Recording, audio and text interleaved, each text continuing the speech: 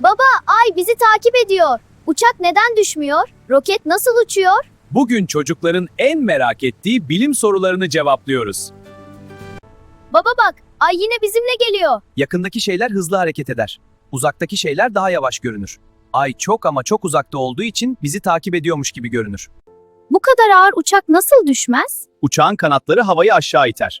Bu da uçağı yukarı kaldıran bir kuvvet oluşturur. Buna kaldırma kuvveti denir. Roket nasıl uçuyor? Roket gazı çok hızlı şekilde aşağı iter. Gaz aşağı gider. Roket yukarı çıkar. Gökkuşağı nasıl oluşuyor? Güneş ışığı aslında birçok renkten oluşur. Yağmur damlasına giren ışık kırılır ve renklerine ayrılır. İşte gökkuşağı böyle oluşur.